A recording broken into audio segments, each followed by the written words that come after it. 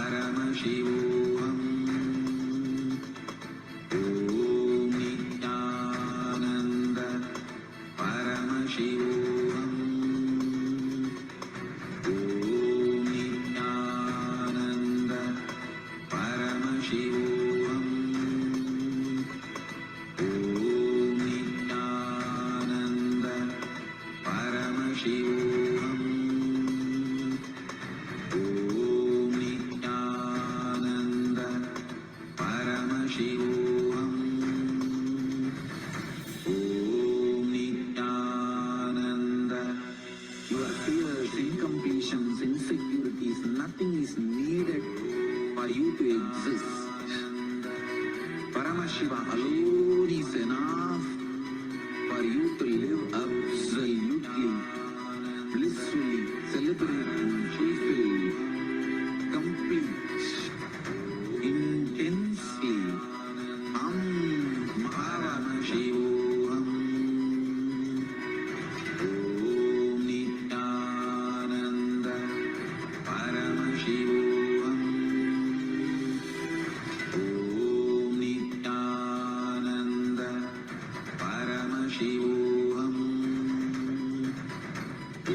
Nityananda Paramashivoham. Om Nityananda Paramashivoham. Om Nityananda Paramashivoham.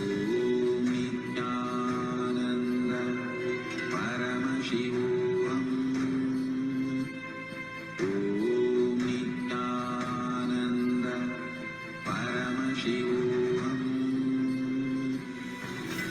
Om Nityananda Paramashivoham. Om Nityananda Paramashivoham. Om Nityananda Paramashivoham. Om Nityananda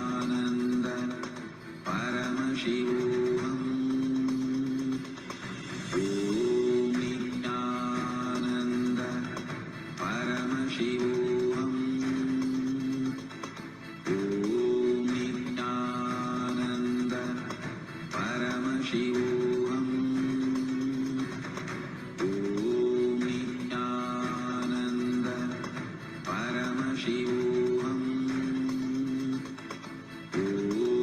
Nityananda Paramashivoham. Om Nityananda Paramashivoham. Om Nityananda Paramashivoham. Om Nityananda Paramashivoham. Om Nityananda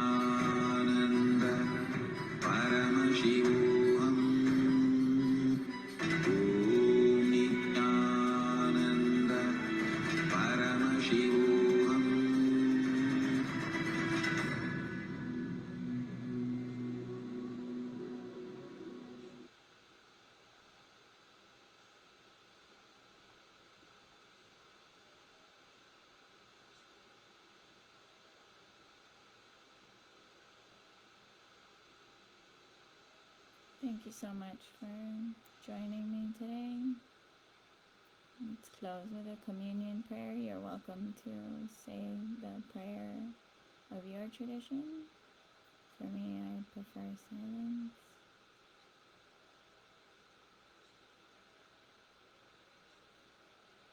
Thank you so much. Blessings to you. Tataste, tataste, tataste. Have a good evening. Nitinandam. Aloha.